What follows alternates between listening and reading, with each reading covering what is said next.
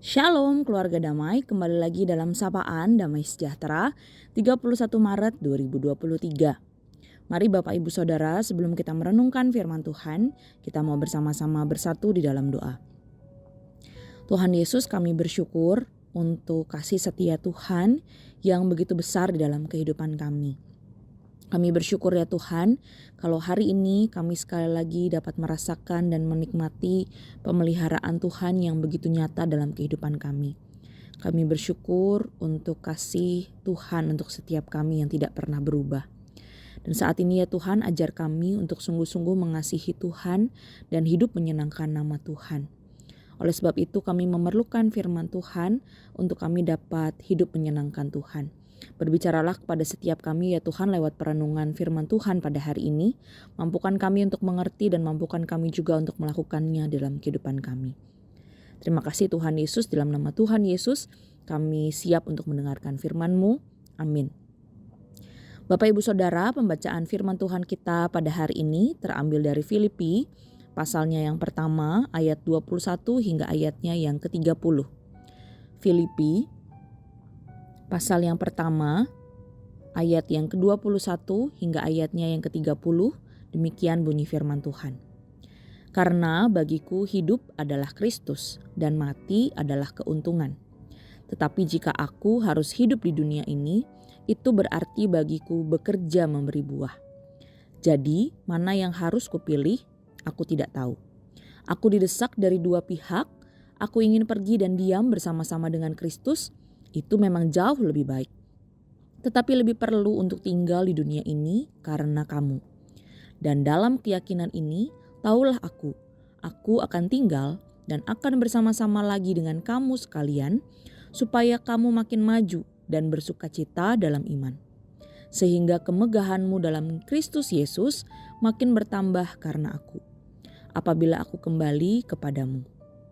Hanya hendaklah hidupmu berpadanan dengan Injil Kristus, supaya apabila aku datang, aku melihat, dan apabila aku tidak datang, aku mendengar, bahwa kamu teguh berdiri dalam satu roh, dan sehati sejiwa berjuang untuk iman yang timbul dari berita Injil, dengan tiada digentarkan sedikit pun oleh lawanmu.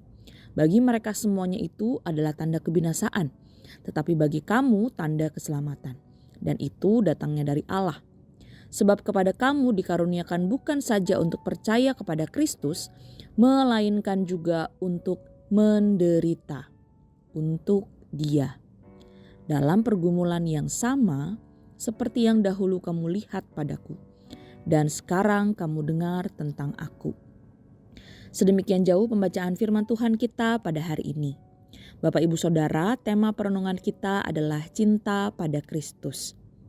Bapak Ibu Saudara, tidak banyak manusia di dunia ini yang mengharapkan kematian dirinya sendiri. Sebab pada umumnya kematian merupakan sesuatu yang sangat dihindari.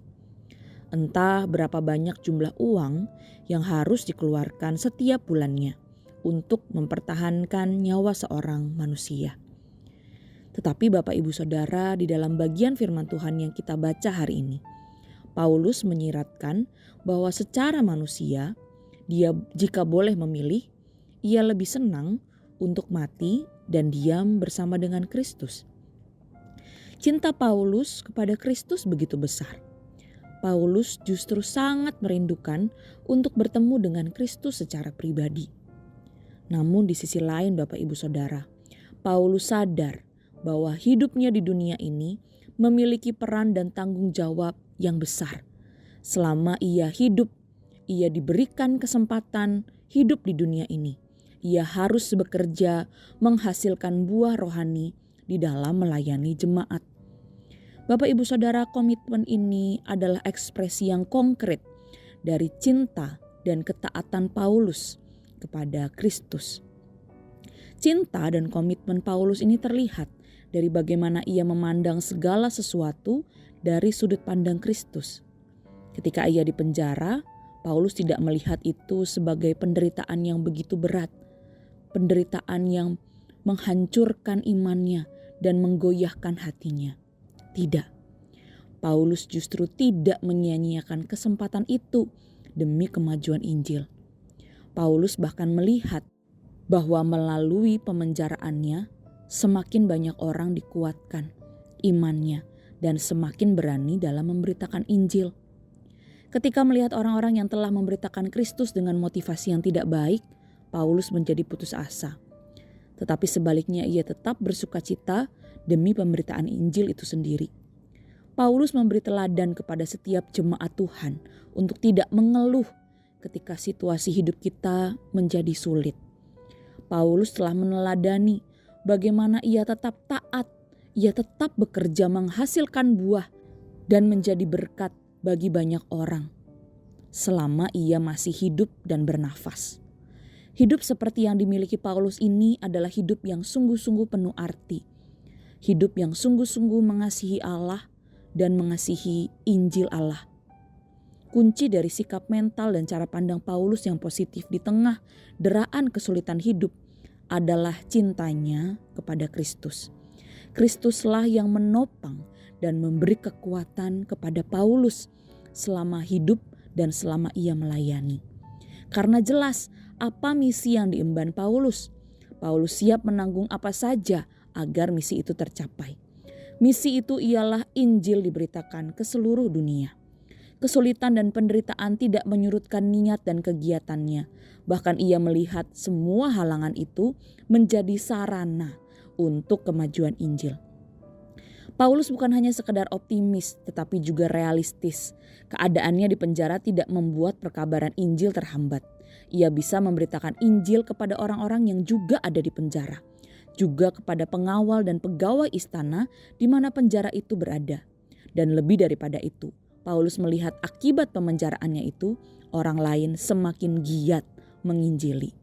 Ada orang yang dikuatkan imannya untuk lebih setia dan mau melayani Tuhan karena kesaksian dan keteguhan iman Paulus. Bapak Ibu Saudara, seorang yang bernama Arswendo Atmonowiloto, seorang penulis terkenal di Indonesia. Ia pernah masuk penjara. Dan di penjara ia bertemu dengan Tuhan. Dan lewat keadaan di dalam penjara itu, Tuhan banyak melawatnya. Dan Tuhan justru memakainya untuk menjadi berkat bagi orang yang dekat kepada Tuhan. Setelah keluar, ia menuliskan satu buku yang merangkumkan segala berkat yang ia dapat bagikan kepada sesama napi. Penjara tidak menghalangi Injil diberitakan, dihayati dan dinikmati. Bapak Ibu Saudara, teladan yang hari ini kita dengar sungguh menjadi satu kesaksian bagi kita. Bagaimana cinta kepada Kristus di dalam segala keadaan apapun tidak akan menghalangi kita untuk bersaksi akan kasih Tuhan yang begitu besar. Bapak Ibu Saudara, mari kita pun yang telah menerima keselamatan dan hidup oleh anugerah Kristus. Mari kita memakai kesempatan hidup kita untuk bersaksi bagi pekabaran Injil Yesus Kristus. Lewat kehidupan kita, bahkan lewat pergumulan hidup kita, mari kita tetap teguh di dalam iman. Karena Tuhan pun memakai segala keadaan untuk kita bisa menikmati kasih dan pembentukan Tuhan di dalam kehidupan kita. Dan mari kita menjadi berkat bagi orang lain lewat keteguhan iman kita. Agar kasih Kristus, Injil Kristus dapat disaksikan. Karena tidak ada yang dapat menghalangi kita bersaksi akan kasih Kristus. Sebagaimana yang tertulis di dalam Roma 8 ayat 35. Siapakah yang akan memisahkan kita dari kasih Kristus? Penindasan atau kesesakan, atau penganiayaan, atau kelaparan, atau ketelanjangan, atau bahaya, atau pedang? Sesungguhnya tidak ada yang dapat memisahkan kasih kita dari kasih Kristus. Tidak ada yang dapat menghalangi kita juga untuk memberitakan kasih Kristus yang besar itu. Mari Bapak Ibu Saudara, kita memakai hidup kita ini untuk sungguh-sungguh menjadi saksi bagi Injil Yesus Kristus. Mari kita berdoa.